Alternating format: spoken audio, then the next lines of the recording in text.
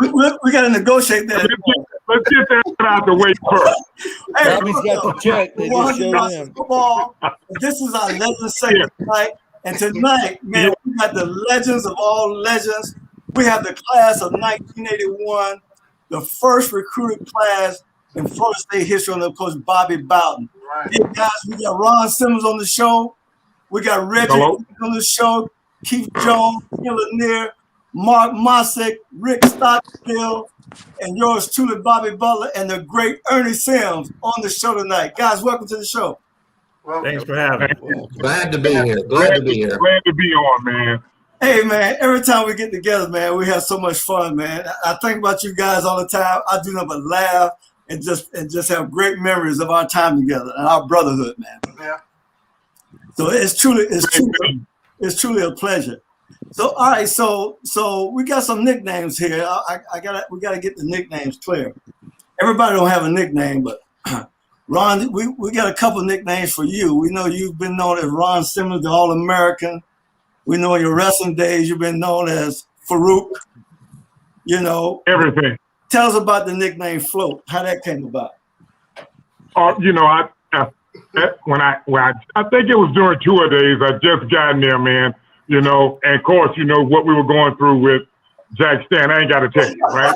Okay. Right. Yeah. I mean, that speaks for itself. So I met this girl. I think somewhere, maybe at a fast food place or something. So, and we started talking. So she came back over by the apartments over there. But we, you know, of course, I was talking to her through the window, and Nat Terry and Nate Henderson heard me talking to her. And the Floaters had a record out then, you know, where the guys were asking each other, you know, like, what's your sign, your zodiac sign? and I asked her what was her sign, you know, and Nat Terry and Nate Henderson heard that, and that's where the name Float On came from. Hey, I remember that night all quite so well, man, because it started out with you talking to the girl in the back of the window, and Nat Terry and was talking to Nate Henderson, and next thing you know, 6 or 7 other rooms opened their windows to hear the conversation. Right? It was great, man. Well, let's not confuse that, guys. Let's not confuse that with his performance along with a couple of other teammates on rookie night when he lip synced that song. That's right. Keith Jones, you got a great memory, man. You have a great. He's got a great memory. Matter of fact, I was in the group with you that night. Hey, Ernie. I ain't even forgotten about that. Ernie, you remember how long it took you to get me straight, to get me to do that? Oh yeah. You in the group. I'm not doing it, Ernie. I'm not doing it. He said, "Yes, you are. It's just fun, man. It'll be all right." I'm like, no. No, he didn't do it. Did you put the towel on? Did you put the baby towel on? No, you didn't. Everybody was afraid of skin. Everybody was afraid of skin. Yeah. Hey, well, listen, guys, man, we're gonna have a lot of fun tonight, man, because this is what we do when we get together, everybody. But listen, guys, let's talk about the class of '81. You know, I call it the foundation of Coach Boughton's, the beginning of Coach Boughton, because we were the first recruited class by him at Florida State. And, you know, it was a different time. We were not registered. There was no 5-star rating, 4 3-star rating. There was no social media. You know, I didn't know anything about any of you guys except for Reggie, because I played against Reggie in high school, and I knew Paul. I played the high school all-star game with Paul Porowski. I knew nothing about none of you guys until we showed up on campus, right? Right. And I'll never forget the first time I saw Ron, right? Now, you got to understand, when I came to Tallahassee, I weighed 145 pounds. That's all I weighed. Soaking wet. 145. Soaking wet. And so I'm in the freshman locker room, and all of a sudden I see this big shadow to my left, and I see Ron come in and sit down. I'm looking at this dude. I'm going, well, what are you doing in here? The upper class locker room. And so I say, dude, I'm thinking if I transferred in from somewhere else, right? I say, dude, the upper class locker room on the other side. And he looked at me. He didn't say anything. So then I asked him, I said, well, how old are you? He said, I'm 18. I go, what? and look, I said the same thing until I saw Ken walk in. I said the same thing. I asked Ken, how old are you? So I'm telling you, man, it was a different time. But man, so here's the first question, the real question I want to ask. Y'all just chime in and add to this. All right, so Coach Bowden took over the team the year before and went 5-6. I think the record was 5-6, right? Right. And most of us played big time football in high school. I mean, we tried to win. I know Reggie played Titusville, and we competed against each other in the playoffs. And I played against Smith in the state championship game. I know Ron's team was considered the national champion high school team in the whole country, Warner Robins. And so we played really good football. But why? What was it you saw in Florida State's program? You know, what made you consider Florida State? Well, for me, you know, okay, when of course, coming out of Georgia, man, it was almost a given, you know, that I was going to be playing at the University of Georgia. Right. And I mean, Vince Dooley and Irk and all those guys, you know, they practically had a tent around at my cousin's house, you know, where I was living, brother. Okay, so everyone automatically thought that. And I had worked with a guy by the name of Bill Franklin up there, who was very good to me as a young man growing up, right?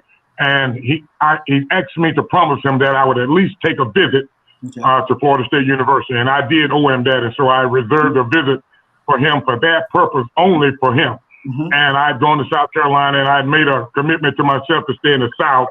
Right. And everywhere that I had gone, most of the people were talking about, you know, well, you would see promise in you if you beat this guy out and maybe get a red shirt, you know. And I'm thinking to myself, man, you must not know who you're talking to. I'm a national champion. I don't want to go nowhere and have a red shirt. What are you talking about? You know. And so I come to Florida State, and the first words out of Coach Bowden's mouth were me. They look, if you're a good football player, and I don't care who you beat out or if you're better than that guy, and even if we have to change positions, if you're good enough to get on that field, I'll start you the first day. Wow. I said, where do I sign? and that was the biggest part of it for me, because I simply I just wanted to play, man. I did not want, waiting for a turn to come around at that point, for me, I think it was more than anything of just being on the field and given the opportunity if I could win the position. Right. All right. What about you, Keith, Reggie? Talk about it.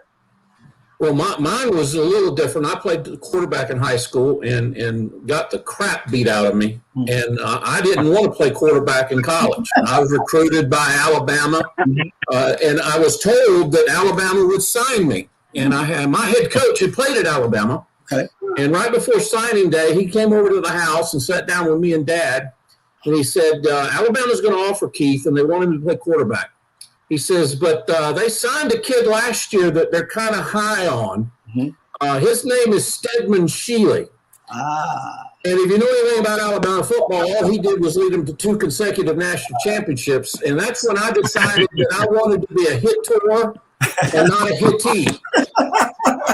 And that solidified me wanting to come to Florida State and play the safety position. Oh, that's awesome, man. That's awesome. Reggie, what about you? Well, real simple with me. I just, at the end of the day, through all the process, I just saw a chance to play early. Right. And they were close to home. Right. Close to home, chance to play early. Pretty girls on the visit. I got my ass shot. I hit on the lead singer and the band's girlfriend on my official visit.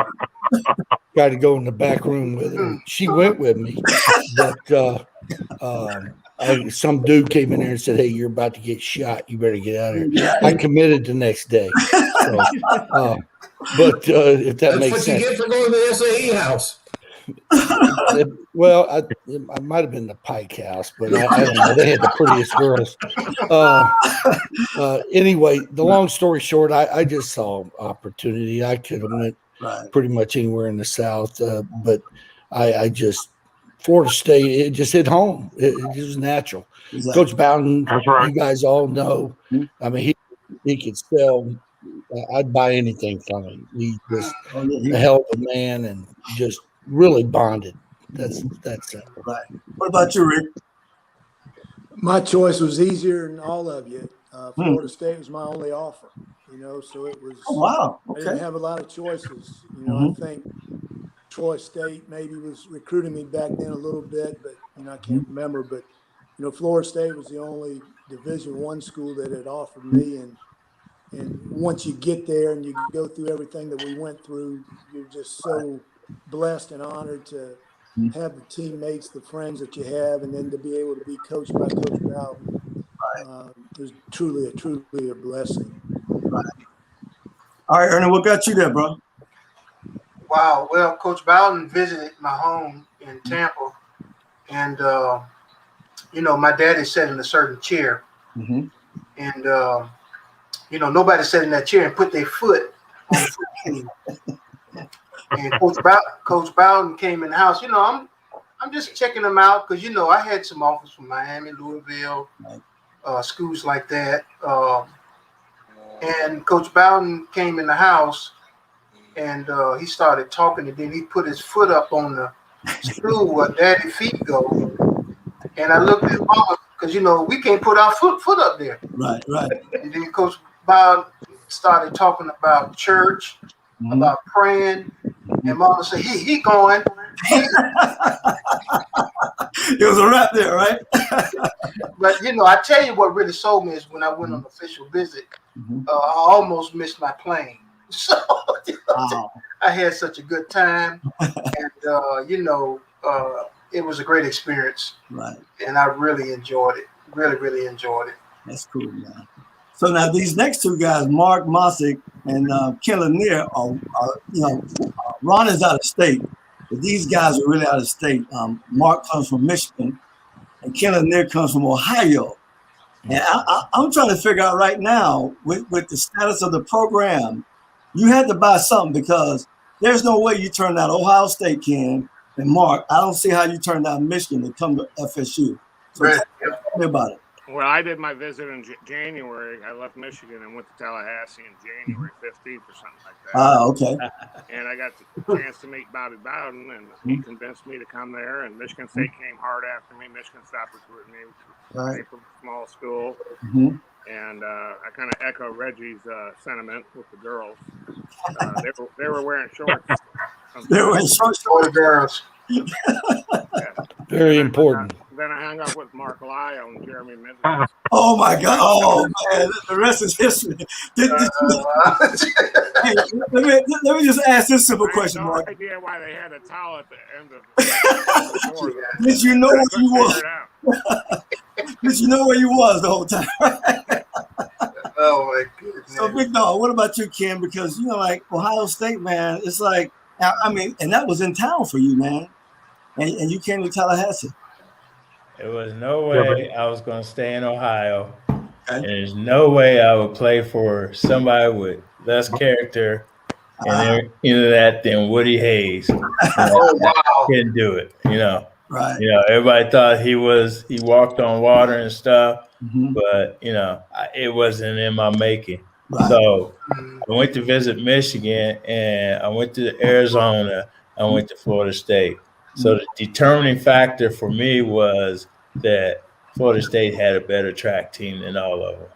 Okay, all right. I didn't even care about football because you were a two-sport guy. That's right. Yeah. You threw the shot. I used to get mad at me. Ernie used to give me hard looks while he was running around the track, and I was sitting there on top of the shot put ring.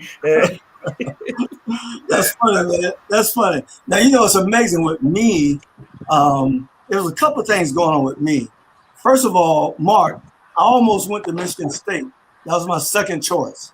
Oh, wow. To go to East Lansing. But I went to East Lansing on a visit in January of 1977. And it was the first time I'd ever seen snow in my life. And they were selling me, man. This stadium, man, we hold 100,000. And, snow was everywhere. And I'm looking, and I had this one little high school jacket. That's all I had. A Letterman jacket, high school jacket. And I go, man, ain't no way in the world I can come up here and play football. I won't make it. So what happened? I never went on an official visit at Florida State. I went on an unofficial visit, me and my parents, and it was at the time when everybody was going home for the Christmas holidays. So it was like early December, somewhere like that. And it was just me and Coach Bowden and my parents. And after about 30 minutes of conversation, man, I knew, I don't know what it was, but I just knew I was going to play for this guy. And then I hung out with Ira Joe Hunter. You know, Ira Joe Hunter, he's a country boy. Right? Yeah, he's a real country boy. You're a real country boy. And so my wife, my mother's side of the family are all from Quincy, Florida, which is right, 20 minutes from Tallahassee. So I love Ira Joe, man. And when I left there, the rest was history, man. I was ready to commit, and I was done. And that was it. And here's the thing, man. I can't listen, man. I had so many people laughing at me because I chose Florida State. I have friends. I'm with you on that.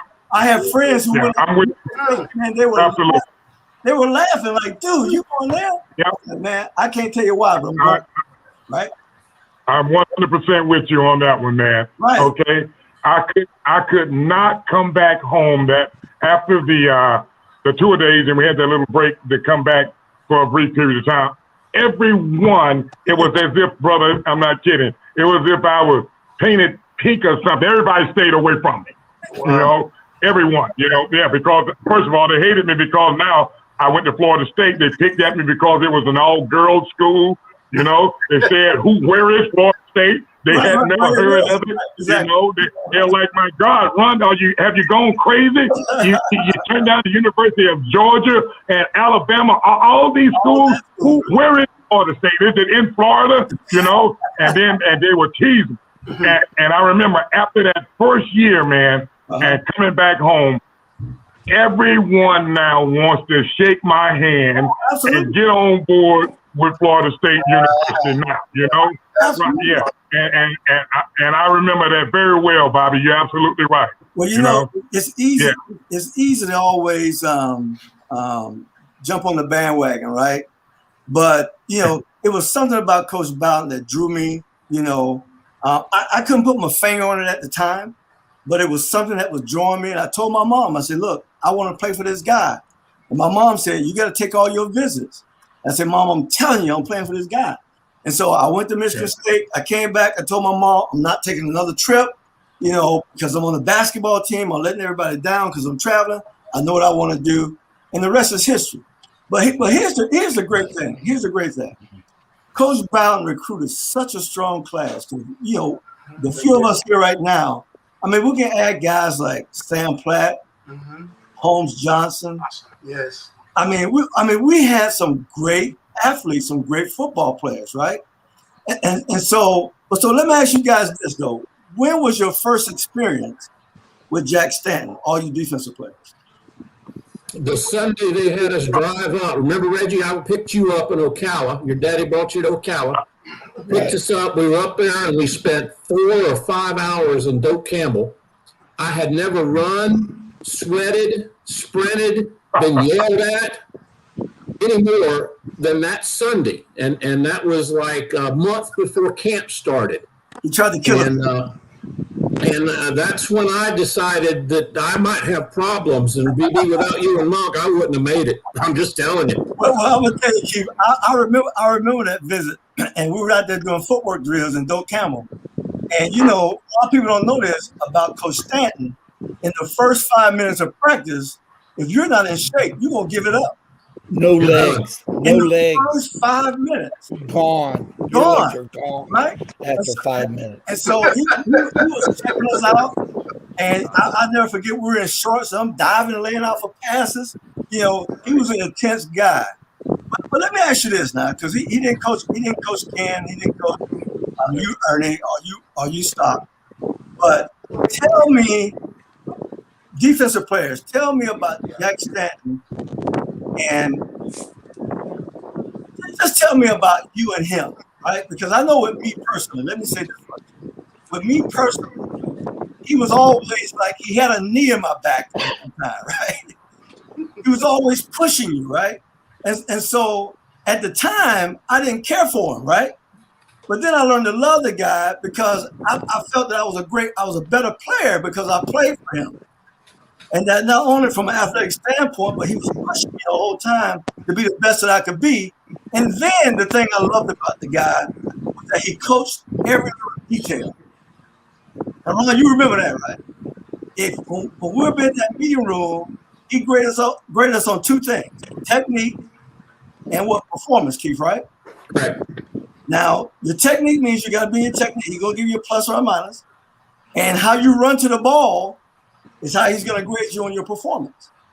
And so we were constantly getting to the ball, man. Just constantly buzzing to the ball. But guess what, man? We were always the top defense, one of the top defenses in the country. You know, our last 2 years in Florida State. So tell me about your relationship with Keith Jones. I know it was a crazy relationship. Tell me about it. Well, I'm much like you, Bobby. I did not appreciate Jack during the time I played for him. And again, with all sincerity, without you and Monk continuing to encourage me, I might not have made it. I literally might not have made it because I didn't appreciate how I never played under a taskmaster. I always played under an encourager. And that's not to say that Jack didn't encourage us, but his style was very hard. It was very hard. And you don't appreciate that at the time because you're waking up, dreading 2-a-days. You're going out on Tuesday in full pads in the 7th week of the season going, why are we going 36 periods and why is my butt out here 30 minutes early? But I learned to love him after I left because the discipline, as you mentioned, the attention to detail, they don't leave anything unturned, don't take anything for granted, stayed with me. And it stayed with me in my business. It stayed with me personally. It stays with me to this day. I get out of bed. The first thing I do is make my bed. Right. I mean, you just learn the routine and it will serve you well. And you and I both had the privilege of going to his funeral last year. We lost Jack last year and got to see Miss Ruthie and the kids.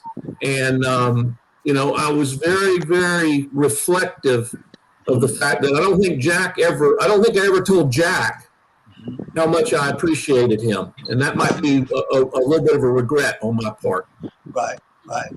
But he was a great guy. What about you, Reggie? Not only did you play under him, but you had a coach, Gene McDowell, who we also lost a few months ago. Both of those guys were tough coaches. Tell me about your relationship with him. Two different guys, both demanding. Coach McDowell, the only difference is he put his arm around my neck after he threw a wad of chewing the back of my face from missing a tackle or something. Every day, challenged me. But the thing with Jack was this. Look, very simple. I spent every day for 4 years not letting that SOB at the time, that SOB beat me. Right. And every day I played angry. Right. I was not going to let him get to me. And I stood next to Ron in line, all of Mark, all you guys, you, Keith, everybody, offense over there, Ken and Ernie playing with themselves. We're over there running sprints just for the hell of it after practice on Thursday during game week. Y'all remember all that shit. At the end of the day, guys, it's just like tough love with your kids. Right. You think your dad's an asshole while he's disciplining you. After you leave, you love him, respect him. You see what he was trying to do his way now. That's right. Everybody does it a different way. If he would have the thing with him, I think most of y'all would agree, if he ever just would have come up to you individually, Ron, any of y'all, Keith, Mark, and put his arm around you and say, hey, man, I really appreciate the hell out of you. You're working your ass off. Right. We're going to get this thing done.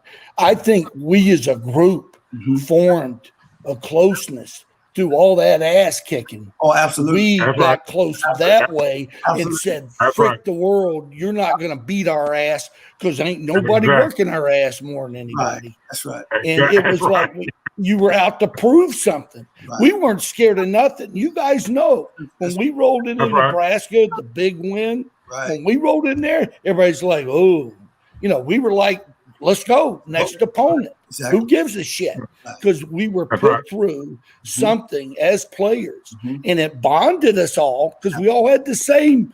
It didn't make a shit who you were, what you were. Your ass was dying with the guy next to you. Absolutely. And that as a coach, I respected that, and I could see that. And what I did and tried to take it from Jack, the detail, the commitment, but the G McDowell, you got to go hug somebody. You got to go hug your kid after you kick his ass, after you discipline him. They got to know that you care. And I think that's where God bless Jack, because he was old school now, guys. You know that. When we were old school, the things we're doing now is, and Rick will tell you in coaching, God dang, man, it's powder puff football now. It's touchy-feely shit. It ain't like what we did. That Tough 20 T-shirt, that thing was gold. Mark still got his, but I can't wear it. But he's got it. I can't fit mine. I can't. But anyway, I'll take that moment to say, guys, I was there with you, and just I love all of you and appreciate it. Y'all know what we went through. Oh, absolutely.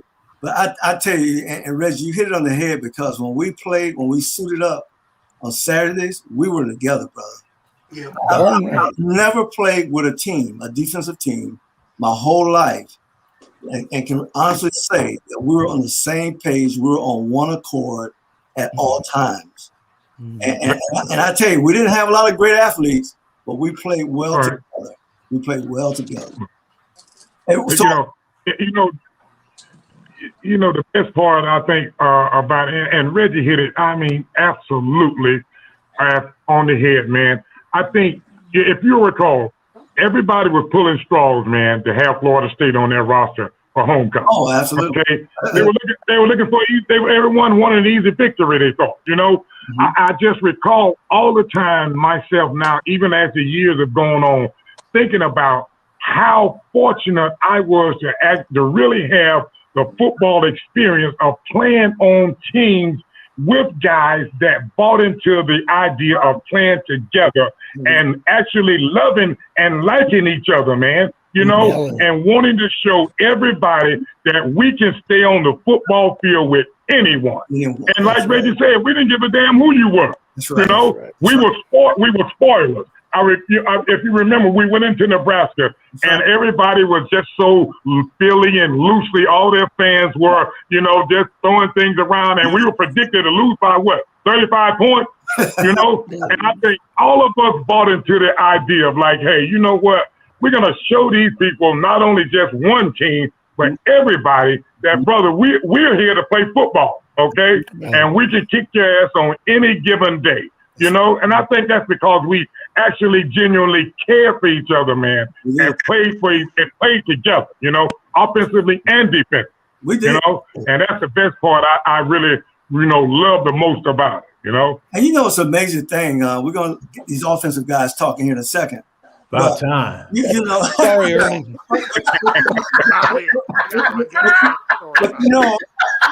Hey, Bobby. Bobby. Thanks for the Uber you sent over, man. That sandwich was good, man. That sounds good. Mark, what you gonna say, Mark? Mark, you say I got one Jack Stanton. You crazy? Okay, go ahead. You know how he replayed one play 167 times with a pedal that he made out of a kicking tee? Right. I scored a touchdown against Miami. Ron Simmons blocked the punt. That's right. And I ran it back 48 yards and stiff armed the punter at the 5. And he played it one time. Next. And he didn't even Bobby, he didn't even compliment me. That's right. He didn't say one thing. Not only that, Mark and I are looking at each other. We're looking at each other like, my God, did we just? That just happened, Mark in a touchdown back. He didn't say a word. And he was Puff got a negative for technique because he started with the wrong foot on that play. So he graded positive for performance and negative for technique. Hey, that was Jack Stanton all the way, man. I can tell you a million times when I made good plays, and he's like, he didn't see it at all, man. He didn't see it. And so that was the guy. So now, but on the offensive side of the ball, Ernie, you was coached by Nick Kish. Yeah. All right. Well, let me just say this right here first, okay? My first week at Florida State, they put me on scout team. Mm-hmm. And I used to hear Jack Stanton screaming at y'all. But you know who I was really afraid of was that knock 'em back drill? Because Jack Stanton was screaming at that guy, Ron Simmons. He would chase you, and he'll chase you all the way to the goal line. I just took. They had to take me off scout team because I wasn't gonna let Ron hit me. There you go. Yeah. So I wasn't too afraid with Jack said no disrespect, guys, mm-hmm. but I was more afraid of that number 50 hitting you blindside, just like that. And I'm afraid, and I was afraid of Jack. That's why I was chasing you. Okay? Damn right. Well, I wasn't afraid of Jack. I was afraid of you. About it. I've got to say this, man. More than any guy that knows the Jack Stanton experience, and I might add George Henshaw experience, and you got him on this screen. You got him on the screen right now, and that's Mark Montig. Okay, I used to have nothing, brother, but admiration for Mark because listen, brother, they used to run Mark every day. Every day they ran him, and he would not quit. I just remember saying, "My God, man." This guy will never quit. And I mean, he was dragging the ground, brother. They were running so much. And he just kept going, you know. And if anyone knows the Jack Stanton experience, man, it is Mark, okay? And that's serious. I tell you what, though, I got to say this about Puff. One of the things I really enjoyed about Puff, right? Now, y'all know Jack was a no-nonsense guy. Now, I came from high school, and if I score a touchdown, I may do a little dance in the end zone or something like that, right? But I left that back in high school because Jack Stanton was a no-nonsense guy. I wasn't going to pull that on Jack Stanton. But if Puff got a sack, Puff got a tackle for a loss, he had that little dance he used to always do, man. Hey, he was a soul brother on the team. He had that little dance. The fans would love it, man. It just go crazy, man. Where'd that come from, man? Where did that come from? I was voted the best dancer in high school. Get out of here, man. There was 30 in his graduation class. I love it, man. But you used to get it going out there, man. The fans loved it, man. The fans absolutely loved it. So Ken, tell me about your coach, the guy who coached your position. Well, actually, when I got there, I was a defensive end. And skill athlete. Yeah. You weren't tough enough. That's pretty cool right there. And then they realized that I kept breaking up their star defensive end. Remember Jeremy?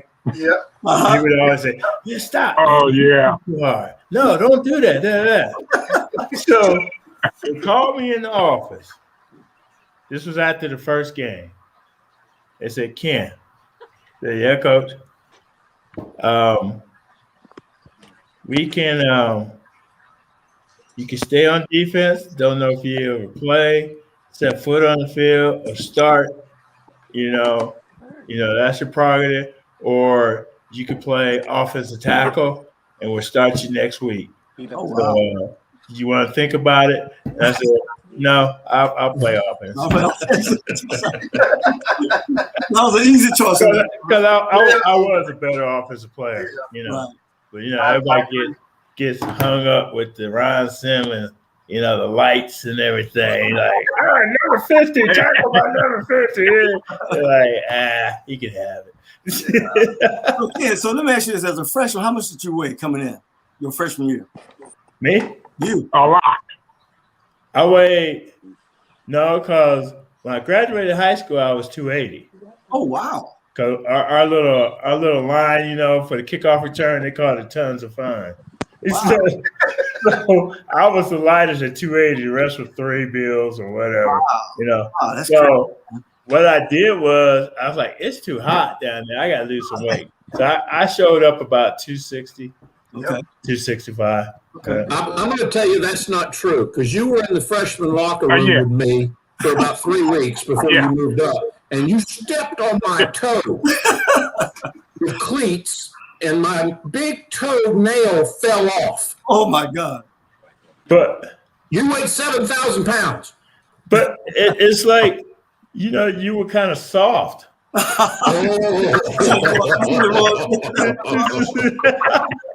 Well played, my friend. Well played. So, who was your offensive line coach your freshman year? God, what was his name, Ernie? Bruner. Yeah, Jerry Bruner. Yeah, Jerry Bruner. That's right. Yeah, he was the nicest guy. He talked to you. He give you technique. He like, you messed up on that play, but you got to come back. Okay, coach. But yeah, I really liked him. Okay. And then, it was one of those things that he could get me. We had good chemistry. Right. Yeah. But the real thing that really kind of kept me together, it wasn't like I was homesick or nothing like that, but it was having the fellowship of Ernie Sims. That really kept me together. Because there's a lot of things. Because sometimes I could be a hothead, and Ernie he's like, Ernie look at me like, oh no. He's like, Ken, oh hey, Ken. Well, I'm gonna tell you what else used to keep you together, man. You had this nose for pizza. And I don't know how you always knew who was getting the pizza delivered to the room. I'm telling you, every night, every night, you ever order pizza, Ken just shows up. He just shows up to the room. Hey, and then when he comes in, hey, listen. I was the guy. I was the guy. When he came in the room, I was the guy. Yeah, I was the pizza guy. When he would come in the room, Ken will follow me. He'll get mad because we'll pay for the pizza. We know where it was. I'll be the scout. Yeah. So okay. And then I'll go ahead. I'll start walking up the stairs. Okay. All right. That's how y'all did that. But you know what the worst thing is, Bobby?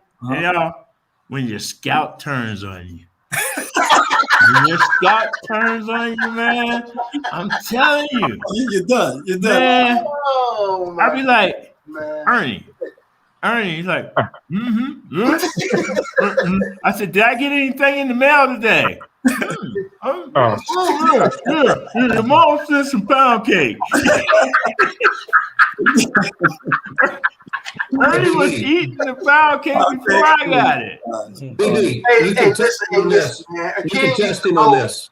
Ken used to go to Tampa with me on break, and bear in mind, my mom and them we would bunk at the house, but we went through on a daily basis. We went through a dozen of eggs. Oh my God! And when we would leave, Mama say, when you coming back, when you bring Ken back again? I said, I don't know, Mom. He said, well, can he go home? Oh my God! Ken used to eat so much, man. The good news is he played offense because if he was staying on the defensive side of the ball, he wouldn't have been that heavy. I promise you that. Reggie, I can promise him that. He wouldn't be that heavy on the defensive side of the ball. Hey, Bobby, ask Stockstill what the phone number is for the pizza joint. Stockstill? The pizza joint? The phone number stop? He still knows. I still know it from Domino. Domino's the big thing. 6363. Get out of here, man. 6363. Oh my God. Now, Stop. What apartment you stayed in? Because I think I used to keep my eye on yours. I was there The last couple of years, I was down there 103 or 104. Okay, yeah. Like on the first floor. Yeah. Yes, sir. Right. So Stock, I want you to tell me this, because when you came in at Florida State, Jimmy Jordan was just 1 year ahead of you. Wally Woodham was redshirted, so they were pretty much in the same class, right? And so you wasn't going to see playing time until late in your career. Was that wasn't a factor because that was the only school that offered you? That's basically what you're saying earlier. Yeah, Bobby. It's and I don't know how much we as recruits back then looked at depth charts.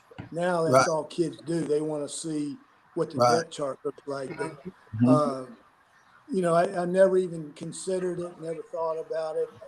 Like I said, that was my only offer, and I wanted to go there. And you're talking about Coach Stanton. Coach Stanton recruited me. Wow.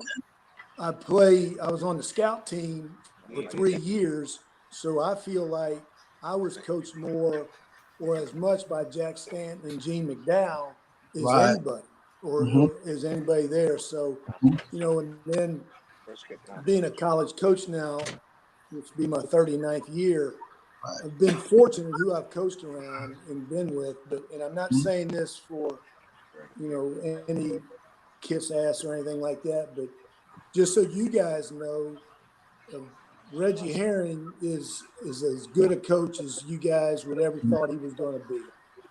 He's one of the best assistants I've ever been around, and I learned so much from him as a coach when we were together at Clemson for 7 or 8 years, and then I was fortunate enough I coached for Gene McDowell at UCF. So I got to experience what Reggie was saying about the hardcore, the tough love, put your arm around you. So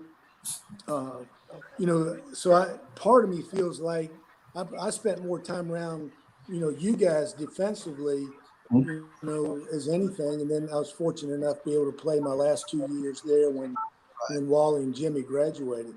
Right. Well, I tell you though, when it was your time, you were ready, bro. And absolutely, yes, he was. Right, hey, man, you're absolutely right. It's called a winner. Yeah, our last year, man, that Nebraska trip, that was a game, and that turned some things around for us. And then we came back the next week, man, and we put it on Pittsburgh and Tallahassee. 38 points on the best defense in the country at the time. Absolutely. And so, and we went into LSU twice, brother.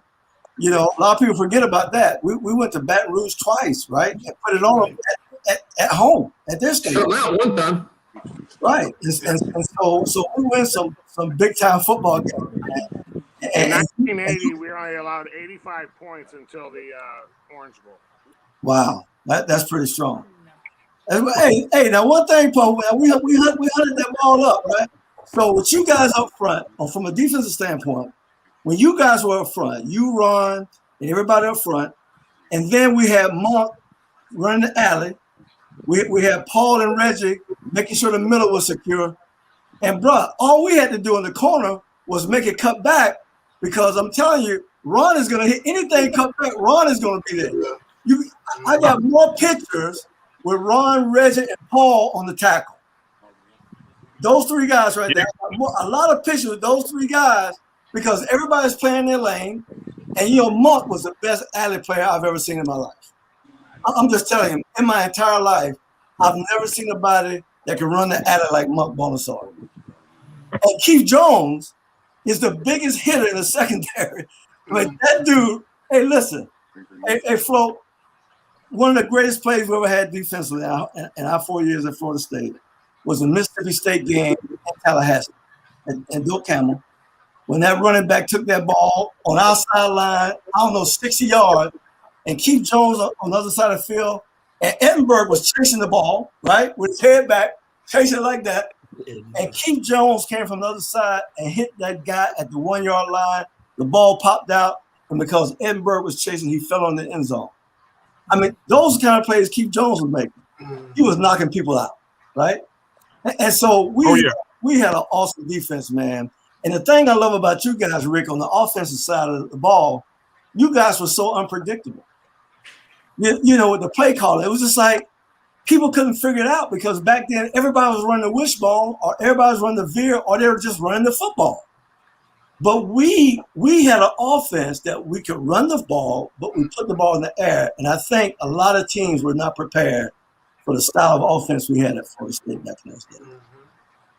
Yeah, but I think the big thing, Bobby, we knew, the coaches knew how good you guys were on defense, and we were going to make sure we didn't screw it up and take a lot of unnecessary chances or, be careless with the football. And, Coach Bowden preached it, Coach Henshaw, Coach Hafner when he was there, Coach Sexton, when he was there. And that was the big thing because, and we all heard it, Coach Bowden, how many times we go into halftime and we had the lead. And if they don't score the second half, we win defense. It was never offense, you got to do this. It was always, if they don't score, we win. And, but we had great coaches. I have a lot of respect for Coach Henshaw just because being a defensive guy and then coming over there, that one summer and then coaching, I guess it was 1980 was his first year there as offensive coordinator. That, the plans that he put together, or the whole offensive staff put together. And, we had good players offensively. We didn't have great players, but, Ken obviously was a great player, but everybody else, we were just guys. And, now that you're in the coaching profession, and Reggie's heard it and probably said it, but it's not the most talented teams that win. It's the teams that are the closest together, that care the most about each other, that bleed for each other. And as an offensive player, you don't want to let Reggie or Keith or Float or Bobby or Puff down. As a defensive player, you don't want to let, Ken down. You don't want to let, Sam Platt down, whoever it is. And we all, our group of guys, I talk to our teams all the time, that if you could ever get what we have, this group of guys, what we have, you have something special. Right. And, my brother played at Clemson. They won the national championship. And he's got maybe 2 guys that he keeps in touch with. We've got 25, 50 guys, First time I've talked to Ken in a long time. It seems like yesterday. Float, I saw Float a couple years ago at Tallahassee for the first time in forever, but it was just like yesterday. And the brotherhood that we have is something special, and I know none of us take it for granted because it's hard to find. And I'm so appreciative of you guys and your friendship. Well, hey, Bobby, I was talking to my nephew today, and I was telling him that, we had, the team I played on at Florida State, we wasn't just playing football, but we were football players. And that's what you don't see today, is that you don't see football players. We wasn't the most talented, but I tell you what, our hearts was big. Our mind was determined. We were going to fit in wherever we can fit in. We just gave everything, every aspect of the game.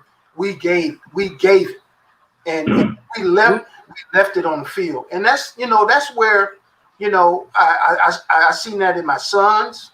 I see how they played. They were football players.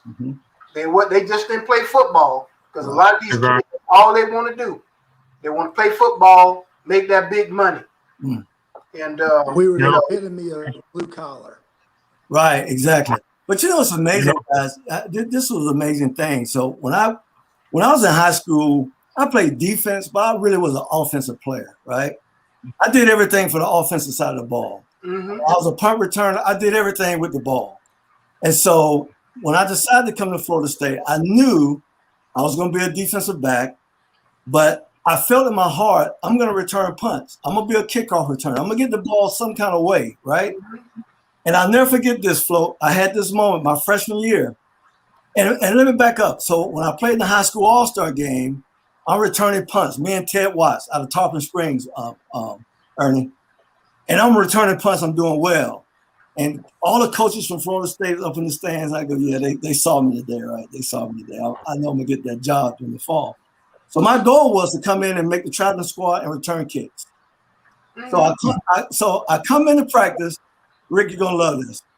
So I'm down there shagging punts with Nat Terry and Bojack, right? And so one day, Jack Stanton cut me off. He said, well, Bobby, he said, I don't want you going down there. He said, I'm going to tell you right now, ain't no blankety blank freshman going to return no kicks from me. I'm telling you that right now.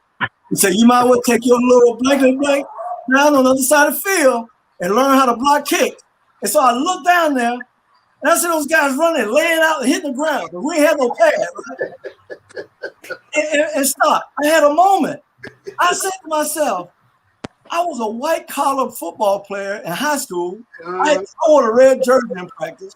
Yeah. I'm out here laying out, blowing my brains up on the goddamn ground, blocking kicks, man. Yeah. But you know what? I went down there and did it. Yeah, because you're a football player. And I think to this day, I think I'm still the all-time leading block kicker in FSU's history. Yeah. I think, man, I really love what Stockstill and Ernie said. And I know for me, and early on, Reggie said it too, I keep going back to the experience of all of us being on the same page and having the same goals. Yes. It's like Stockstill said, if you got in a situation defensively, we knew if we put the offense in a situation, we could trust them to give everything that they had, And I know specifically for me, man, none of us, I never recall, had never boasted about individual goals.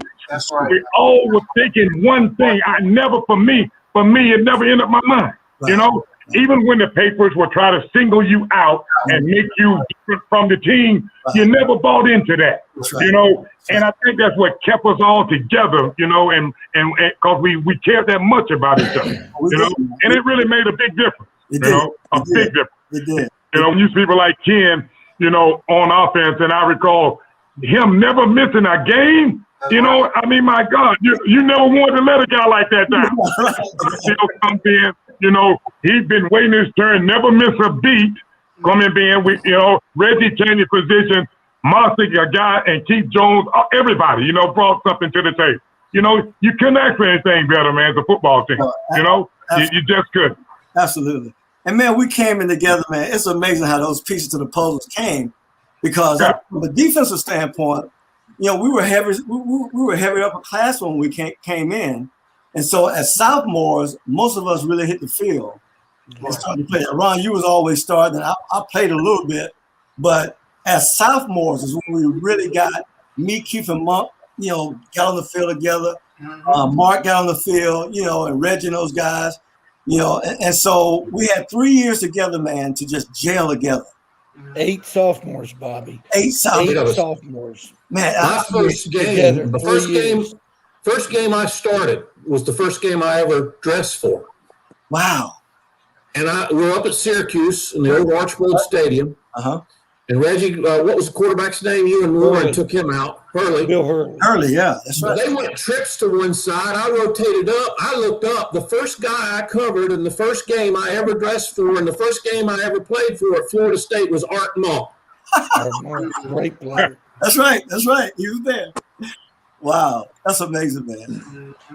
Bobby, can I say, guys, go ahead. Out of all this, can you guys, Ron, any of you guys, Mark, Keith, Bobby, did you ever, while you were playing there, ever worry about our offense and these guys right here in front of us, Ernie, Ken, Stock? Did you not? Were you ever concerned? Oh, they're not going to score enough. Never. Or that.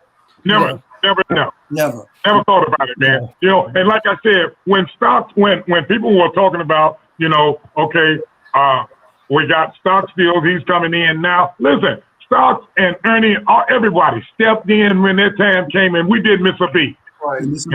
That's right. We didn't miss a beat. Absolutely. Yeah, we didn't miss a beat, man. But it was great, man, because I can remember Coach Bowden, how positive he was in the locker room. I can remember coming to the locker room at times where we were down by 3 touchdowns. We went up to Cincinnati in 79. We were down 3 touchdowns at halftime. And we were all down. I mean, I'll never forget from a defensive standpoint, we were down. Man, Coach Bowden came in the locker room and said, look, guys, don't worry about it. You know how we play on offense. We're going to throw a pass here, pass there. We're going to be right back in the game. And we go back out there and win the game, man. I mean, it was just like that. And so, and the thing I love about Coach Bowden, he said something in his book that's so true. And Rick and Reggie have been talking about coaches. He said he was only as good as his coaching staff that was around him. And so he gave credit to every assistant coach that he had. Now, y'all remember now, Coach Bowden was Papa Bowden. We loved him now. He didn't do anything wrong. But we were pushed in the back all day, every day, all day long. And then when we get tired, we go up and talk with Coach Bowden, and he'll smooth it all out, right? He'll make you fall in love with everything all over again, right? And then you probably got to do it again, right? And so he'll make you feel good about running afterwards. I used to love to come see him when we were doing we used to do mat drills, right? He would come in and put his cigar in his mouth. And Coach McDowell and don't even mention that. Kill us out there. They killed us out there, right? And Bobby, Coach Bowden with his legs crossed. Y'all did what? Huh? Y'all did what? Yeah, he didn't know that. Oh yeah, look at that. Sorry. You go from the shop right now, right? That's where all that athleticism comes. Yeah.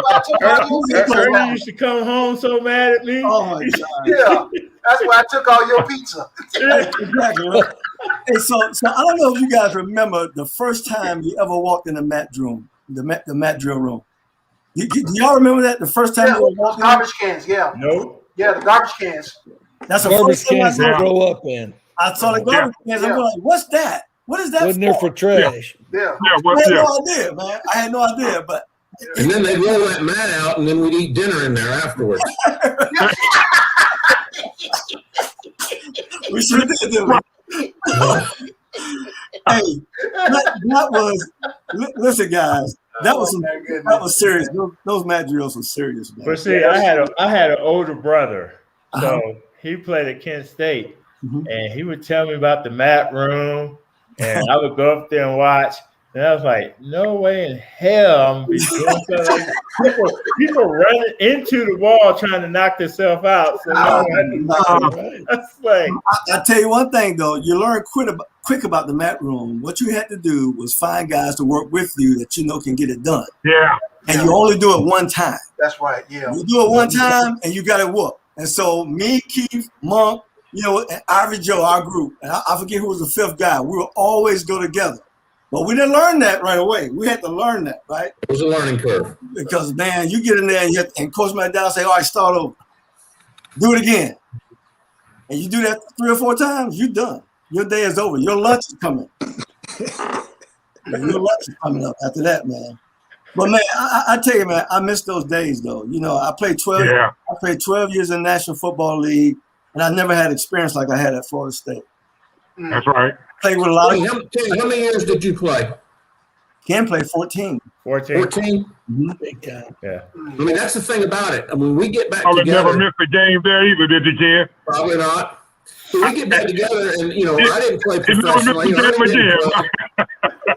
Ernie didn't play. Stock didn't play. He's coached. When we get back together, a 12-year NFL veteran and a 14-year NFL veteran and a member of the National Football Foundation Hall of Fame and Ronnie, we have the same conversations we did when we were 18 years old and we didn't even know each other well.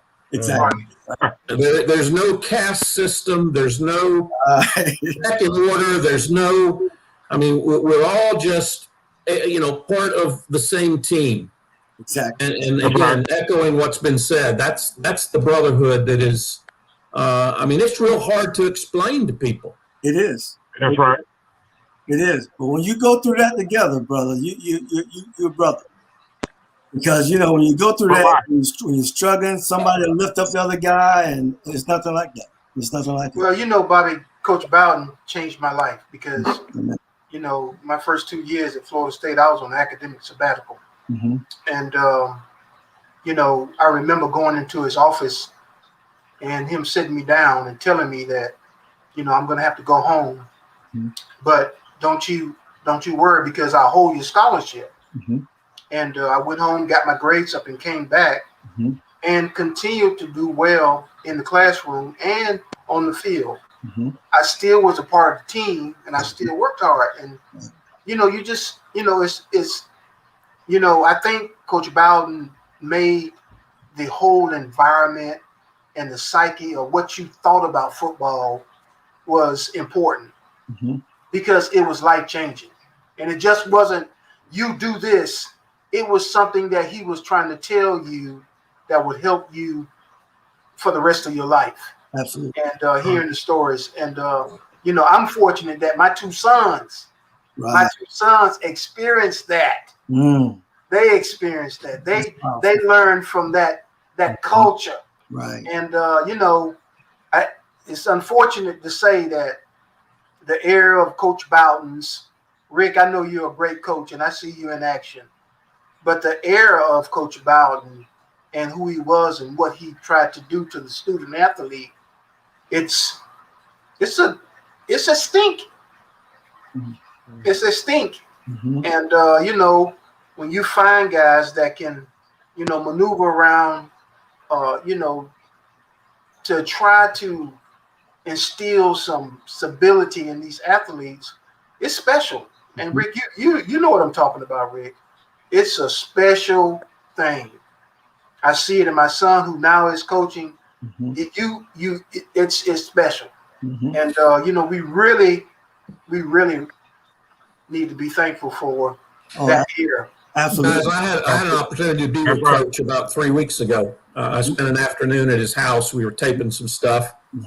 And he'll be 92 in November. Wow. He's got a bad hip. Doesn't get around as well. But his mind still as sharp as ever. And his wit is still sharp as ever. When he walks now, he walks with a cane. He's got a little cane that he uses. And he was sitting in his chair, and I was sitting beside him, and he moved around in his chair, and he knocked the cane over. It was sitting up against the chair, and he knocked it down on the floor. I said, Coach, I'll get your cane. And he looked at me and said, it's not a cane. I said, oh, okay. He said, it's a walking stick. Canes for old people. Canes are for old people. I love it, man. I love it. Oh, man. He's a one-of-a-kind man. He's a one-of-a-kind man. And we were really blessed and fortunate to play for him. Yeah. Like I said, in the beginning, I really had no idea what it was all about. I remember the times that he took us to church as a team. And I used to get so mad with that, man, because, I grew up in the church. My dad's a pastor. So every time the church door was open, we always had to be in the church, the family, right? And so when I went to Florida State, I really said to myself, man, maybe I can relax a little bit, going to church. And I think the first weekend we had off, Coach Bowden took us all to the First Baptist of Tallahassee, right? And I was mad. I was mad the whole time because I'm looking over there at him, and he's got his paper out. He was writing down. I didn't know at the time that he was taking notes of the sermon. I thought he was over there jotting plays. I said, he ain't paying attention.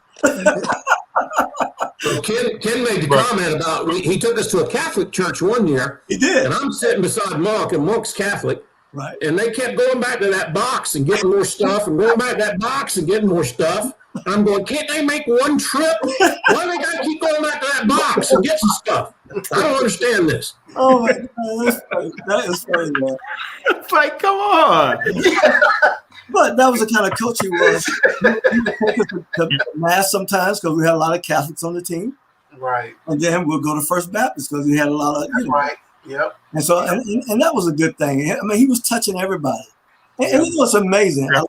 A lot of times we think in ministry that we have to have on a collar and a suit to be a minister of the gospel. Mm-hmm. Coach Bowden did it.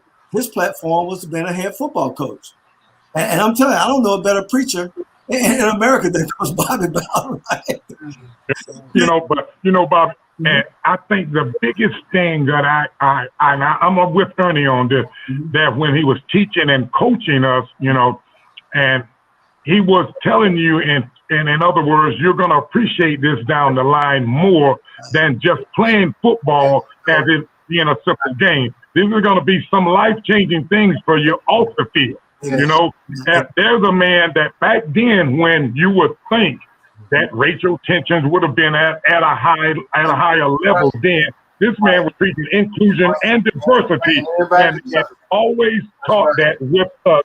And we never, ever, I never recall any of us having any tensions like that whatsoever at all. Not one time. Ronnie, we were so dumb. Our defensive backfield, we called ourselves the double stuff. Because Oreo cookies had come out with that double vanilla filling. And so we had Bobby and Ivy Joe on the outside and me and Double Stuff boys in the middle. We called ourselves double stuff. We all got hats for us. We wore hats. Of course, it went downhill when we gave the hat to Stanton that said Mr. Keebler. We didn't like that. Like that. That's funny, man. Well, listen, guys. Yeah, man. Listen, let me say this, man. I love every one of you guys, man. You mean the world to me. My life has been changed because of you guys here on this podcast with me tonight. Brother, there's not a better brotherhood than what we had together. Right. And I thank God for every one of you. And I'm thankful for the time we had together. I'm thankful for the memories that we share, because they're precious and dear to our hearts, right? And so that's our time tonight. But I want to say we got to do this again in the future and just have some fun. Yes, sir. Yeah. But thank you guys. Rick, I know you guys are busy. I know you coaches, you guys are busy. Yeah. Man, but thank you guys for coming on the show. Keith, you're my brother for life, man. Hey, Keith Jones and I have been brothers since we got to Florida State. That's a whole nother story. But, man, we've been like this. That's Florida State, man. And my brother's got 12 years in the NFL, and I still got one more career interception than he has in college. How about that? That's good, right? I try to take that to the bank, and they won't let me deposit anything for that, guys. I can't deposit anything for that. That's funny. So listen, guys, thank you guys for coming on the show. Great to see everyone. Hope we appreciate you. Love you, Yeah, brothers. Appreciate love all of you, Good man. luck, Reggie. Love all of you. All right. Later, God bless you, man. Later, man. All right, Ron. Yeah, you guys.